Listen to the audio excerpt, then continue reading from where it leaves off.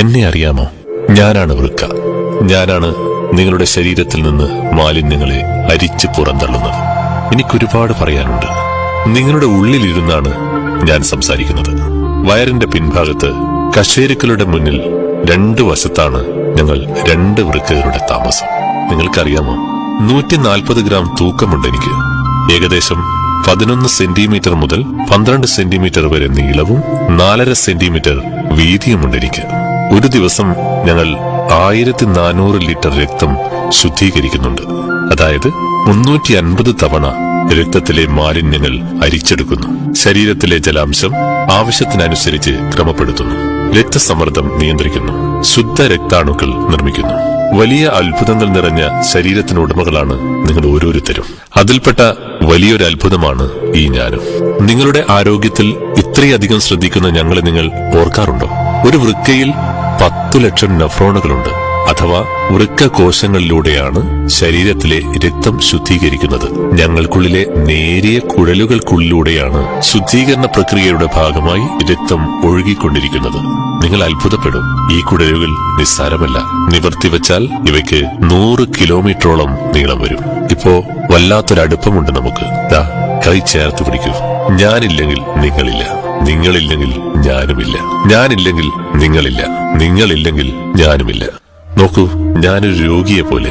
ഞാൻ നിങ്ങളുടെ ആരോഗ്യം കാക്കുന്നതിൽ പരാജയപ്പെടുകയാണോ? എന്ത് ചുറുചുറുക്കായിരുന്നു എനിക്ക്. പേടിയാവുന്നുണ്ട്. 2 തരത്തിലാണ് ഞങ്ങൾ രോഗിയാവുന്നത്. വിഷാംശം ഉള്ളിലെത്തുക, പരിക്ക് സംഭവിക്കുക, ശാരീരിക രോഗഘട്ടങ്ങൾ എന്നിവ കാരണമായി ഞങ്ങൾ തളർന്നു പോവാം. എന്നാൽ ഇതിന് മതിയായ ചികിത്സ ലഭിക്കുമ്പോൾ ഞാൻ പൂർവ്വസ്ഥിതിയിലാവും. എന്നാൽ കൂടിയ രക്തസമ്മർദ്ദം, പ്രമേഹം, അണുബാധ, കൂടിയ ഡോസിലുള്ള മരുന്നുകളുടെ അമിത ഉപയോഗം, കിഡ്നിയിലെ കല്ലുകൾ, പ്രോസ്റ്റേറ്റ് ഗ്രന്ഥിയുടെ വീക്കം എന്നിവ കാരണമായി കാലക്രമേണ ഞാൻ തിരിച്ചു കിട്ടാത്ത വിധം രോഗിയാവാം. അതെന്നെ മരണത്തിലേക്ക് നയിച്ചേക്കാം. ഒരു കാര്യം പറയട്ടെ, അങ്ങനെയെങ്കിൽ എന്റെ മരണത്തിൽ നിങ്ങൾക്കും പങ്കുണ്ട്. നിങ്ങൾ ചർമ്മകാന്തിയിലും ശരീരാഴകിനും ശ്രദ്ധാലുവായിരിക്കുമ്പോഴും ഞാൻ ആശിക്കാറുണ്ട്, ശ്രദ്ധയോടെ എന്നെ ചേർത്ത് പിടിച്ചെങ്കിലെന്ന്. ഭാവിയിൽ വൃക്ക നശിച്ച് ഡയാലിസിസിനോ വൃക്ക മാറ്റിവെക്കലിനോ വിധേയമാവേണ്ട അവസ്ഥ വരാതിരിക്കാൻ ഏറെ കരുതലുകൾ വേണം. വലിയ കാര്യങ്ങൾ പറയും മുമ്പ് ഒരു കാര്യം. രോഗം പൊടുന്നനെയല്ല കാര്യം വരുന്നത്. പലവട്ടം ലക്ഷണങ്ങളെ പറഞ്ഞുവിടും. പക്ഷേ ഒന്നുകിൽ നിങ്ങൾ ലക്ഷണങ്ങളെ അവഗണിക്കും, അല്ലെങ്കിൽ തെറ്റായ ചികിത്സകൾ നൽകും. ഫലമോ ലക്ഷണങ്ങൾ മൂർച്ഛിച്ച് ലക്ഷണമൊത്തൊരു രോഗിയായിട്ടുണ്ടാവും. അപ്പോഴാണ് കാര്യങ്ങൾ കൈവിട്ടുപോയ വിവരം നിങ്ങൾ അറിയുന്നത്. അതുകൊണ്ട് ലക്ഷണങ്ങളെ അവഗണിക്കരുത്. കാലിനും മുഖത്തുമുള്ള നീര്, മൂത്രത്തിലെ അളവ് കുറയുക, രക്തസമ്മർദ്ദം കൂടുക, അമിതമായ ക്ഷീണം, നടുവുവേദന, മൂത്രത്തിലെ പത, വിശപ്പില്ലായ്മ, തലവേദന, ഛർദി, ഓക്കാനം, ചൊറിച്ചൽ, ഇങ്ങനെ ലക്ഷണങ്ങൾ ധാരാളമുണ്ട്. ലക്ഷണങ്ങൾ മാത്രമാണെങ്കിലും അവഗണിക്കരുത്. നമ്മുടെ ശരീരം രോഗിയാവും മുമ്പ് നമുക്ക് തരുന്ന മുന്നറിയിപ്പാണ് ലക്ഷണങ്ങൾ. ഞാൻ പറയട്ടെ നിങ്ങളുടെ ഉള്ളിൽ എന്താണെന്ന്. രോഗാവസ്ഥയിൽ എത്താതിരിക്കാൻ എന്തുണ്ട് പരിഹാരമെന്നല്ലേ? നമുക്ക് നോക്കാം. അന്വേഷിക്കുന്നവർക്ക് മുമ്പിലാണ് വഴി തെളിയുക. നമുക്ക് ചില മുൻകരുതലുകൾ വേണം. ഓർമ്മിക്കണേ, അനാസ്ഥ എന്നത് ഞാൻ അനാഥമാകാനുള്ള വഴിയാണ്. ഒരു ദിവസം ചുരുങ്ങിയത് 2.5 ലിറ്റർ വെള്ളം കുടിക്കുക. അതിൽ 1.5 ലിറ്റർ മൂത്രമായി പുറത്തു പോകും. പ്രമേഹം, രക്തസമ്മർദ്ദം എന്നിവ നിയന്ത്രണ വിധേയമാവണം. ശരീരഭാരം ആനുപാതികമായി ക്രമീകരിക്കണം. അമിത ഉപ്പും കൊഴുപ്പും ഒഴിവാക്കണം. 2.5 മണിക്കൂറെങ്കിലും വ്യായാമം ചെയ്യണം. പുകവലിയും മദ്യപാനവും കാരണം ഞാൻ രോഗിയാവാറുണ്ട്. വണ്ടിയിൽ പോലും നിങ്ങൾ ശുദ്ധമായ ഇന്ധനമേ ഒഴിക്കൂ. പക്ഷേ ഉള്ളിലൊഴിക്കുന്നതും കഴിക്കുന്നതും എന്നെയും എന്നെപ്പോലെ മറ്റാന്തരിക അവയവങ്ങളെയും തകർക്കുന്നതാണ്. ദയവായി കേൾക്കൂ. വിദഗ്ധരുടെ നിർദ്ദേശമില്ലാതെ വേദന സംഹാരികൾ വാങ്ങിക്കഴിക്കരുത്. തെറ്റായ ചികിത്സ വഴി നിങ്ങളും കുടുംബവും പരിഹാരമില്ലാത്ത അപകടത്തിലാവും ചെന്നുപെടുക. വൃക്കരോഗികളിൽ 44% പ്രമേഹ രോഗികളാണ്. നല്ല ശ്രദ്ധയുണ്ടാവണേ. എനിക്ക് നിങ്ങളോടൊത്ത് ഏറെ ജീവിക്കണമെന്ന് അതിയായ ആഗ്രഹമുണ്ട്. GFR എന്ന് കേട്ടിട്ടുണ്ടോ? ഞങ്ങൾ വൃക്കകളുടെ പ്രവർത്തനം ശരിയായ നിലയിലാണോ എന്നറിയാനുള്ള പരിശോധനയാണ് GFR പരിശോധനയിലൂടെ എന്റെ പ്രവർത്തനങ്ങൾ എത്രത്തോളം ഉണ്ടെന്ന് നിങ്ങൾക്കറിയാൻ കഴിയും.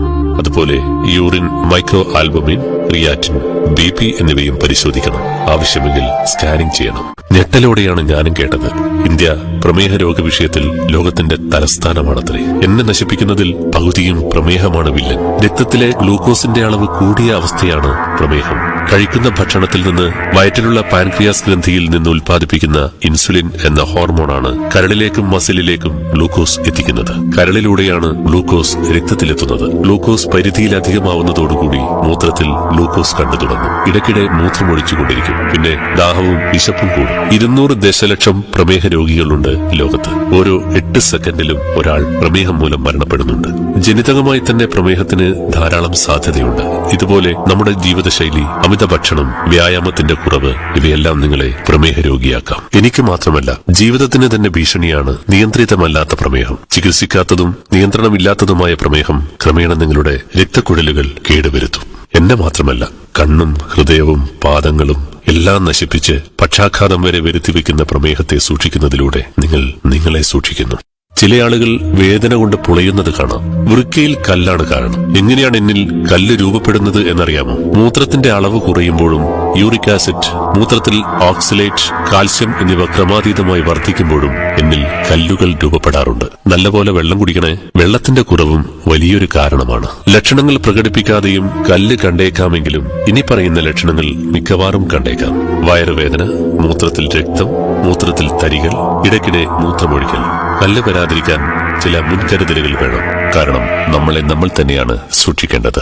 ധാരാളം വെള്ളം കുടിക്കണം. കല്ലുകളുടെ അവസ്ഥയ്ക്കനുസരിച്ച് ഭക്ഷണത്തിലും ക്രമീകരണം വരുത്തണം. ആരോഗ്യപ്രദമായതും ശുദ്ധമായതുമായ പാനീയം മാത്രമേ കുടിക്കാവൂ. ഉപ്പിന്റെ ഉപയോഗം കുറയ്ക്കാം. മൂത്രം ഏറെ നേരം പിടിച്ചു നിർത്തരുത്.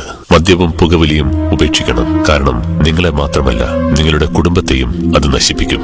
കല്ലുകളുടെ സ്ഥാനവും വലുപ്പവും നിർണയിച്ചാണ് ചികിത്സ എങ്ങനെയെന്ന് തീരുമാനിക്കുന്നത്. മൂത്രപരിശോധന, എക്സ്റേ, വിവിധതരം സ്കാനിങ്ങുകൾ, യൂറോഗ്രാം ടെസ്റ്റ് എന്നിവയിലൂടെ കല്ലുകളുടെ സ്ഥാനവും വലുപ്പവും കണ്ടെത്തുന്നു. ഒരിക്കലും സംഭവിക്കരുതേ എന്ന പ്രാർത്ഥനയോടെ ഒരു കാര്യം ചോദിച്ചോട്ടെ. നാം വേർപിരിയേണ്ടി വന്നാൽ, ഞാനില്ലാതായാൽ നിങ്ങൾ എന്തു ചെയ്യും? 2 വഴികളേ ഉള്ളൂ. ആഴ്ചയിൽ 3 തവണ ഡയാലിസിസ് ചെയ്ത് മുന്നോട്ട് പോവുക. എനിക്ക് പകരം മറ്റൊരു വൃക്ക കണ്ടെത്തുകയാണ് മറ്റൊരു വഴി. രണ്ടിനുമുണ്ട് ഏറെ പണച്ചെലവ്. ഒരു സത്യം പറയട്ടെ, ഞാൻ നിങ്ങൾക്ക് വേണ്ടി പ്രവർത്തിച്ചതിന്റെ 25% മാത്രമാണ് മാറ്റിവെച്ച വൃക്ക പ്രവർത്തിക്കുക. അതുപോലെ ഞാൻ നിർവഹിക്കുന്നതിന്റെ 15% പ്രവർത്തനങ്ങൾ മാത്രമേ ഡയാലിസിസിലൂടെ നടക്കുന്നുള്ളൂ. ഇപ്പോൾ മനസ്സിലായില്ലേ ഞാൻ നിങ്ങൾക്ക് എത്രമാത്രം വേണ്ടപ്പെട്ടവനാണെന്ന്? അതുകൊണ്ട് എനിക്ക് നാശം സംഭവിക്കുന്ന ഒരു കാര്യവും ചെയ്യില്ലെന്ന് ഇന്നു തന്നെ തീരുമാനിക്കണം. ഇനി ഡയാലിസിസിനെ കുറിച്ച് പറയാം. 2 തരം ഡയാലിസിസ് ഉണ്ട്. ഒന്ന് ഹീമോ ഡയാലിസിസ്, രണ്ടാമത്തേത് പെരിറ്റോണിയൽ ഡയാലിസിസ്. ഡയാലിസിസ് സെന്ററുകളിൽ ഡയാലിസിസ് മെഷീൻ കണ്ടിട്ടില്ലേ? ശരീരത്തിലെ രക്തം ഈ മെഷീൻ വഴി കടത്തിവിട്ട് മാലിന്യങ്ങൾ നീക്കം ചെയ്യുന്നു. അഥവാ ഞാൻ എടുക്കേണ്ട പണി മെഷീൻ ചെയ്യുന്നു. ആഴ്ചയിൽ 3-4 തവണ ഡയാലിസിസ് ചെയ്യണം. ഇതിനാണ് ഹീമോ ഡയാലിസിസ് എന്ന് പറയുക. ഓരോ ഡയാലിസിസിനും 3 മുതൽ 5 മണിക്കൂർ വരെ സമയം ആവശ്യമാണ്. ഹീമോ ഡയാലിസിസിന്റെ അതേ തിയറി തന്നെയാണ് പെരിറ്റോണിയൽ ഡയാലിസിസിലും പ്രവർത്തിക്കുന്നത്. എന്നാൽ ഹീമോ ഡയാലിസിസിൽ നിന്ന് വ്യത്യസ്തമായി രക്തം ശരീരത്തിനുള്ളിൽ വെച്ച് തന്നെയാണ് ശുദ്ധീകരിക്കുന്നത്. വയറ്റിൽ സ്ഥാപിച്ച കത്തീറ്ററിലൂടെ പെരിറ്റോണിയൽ കാവിറ്റിയിലേക്ക് ഡയാലസൈറ്റ് എന്ന പ്രത്യേക ദ്രാവകം കടത്തിവിട്ട് 30 മിനിറ്റിനു ശേഷം തിരിച്ചെടുക്കുന്നു. ഈ പ്രക്രിയ മുഖേന മാലിന്യങ്ങൾ വേർതിരിക്കപ്പെട്ട് രക്തം ശുദ്ധീകരിക്കുകയാണ് ചെയ്യുന്നത്. ഞാൻ പറയുന്നത് ജീവിതത്തെക്കുറിച്ചുള്ള അറിവുകളാണ്.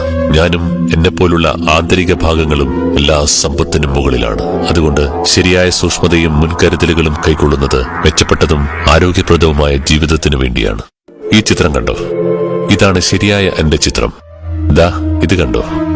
ഇങ്ങനെയാണ് ഡയാലിസിസിന് വിധേയമാവുന്ന ആളുടെ വൃക്കയുണ്ടാവുക.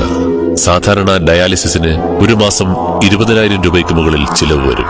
വൃക്ക മാറ്റിവെക്കാൻ 5 ലക്ഷം മുതൽ 10 ലക്ഷം വരെ ചിലവാകും. അതുകൊണ്ട് ഞാൻ പിന്നെയും പറയുന്നു, എനിക്ക് കേടുവരാതെ നോക്കണം. കേടുവന്നാൽ നാം തമ്മിൽ പിരിയുകയാണെന്നർത്ഥം. പിന്നീട് എന്നെ ചികിത്സിച്ച് നന്നാക്കാൻ കഴിയില്ലെന്ന് എപ്പോഴും ഓർത്തിരിക്കുക. പ്രതിരോധമാണ് ഏകമാർഗം. പ്രതിരോധം നിങ്ങളുടെ കടമയായി ഏറ്റെടുക്കുക. നാരുകളടങ്ങിയ പഴങ്ങളും പച്ചക്കറികളും ഭക്ഷണത്തിൽ ഉൾപ്പെടുത്തൂ. ശരിയായതും മിതമായതുമായ ഭക്ഷണശീലത്തിന്റെ ഉടമയാവുക.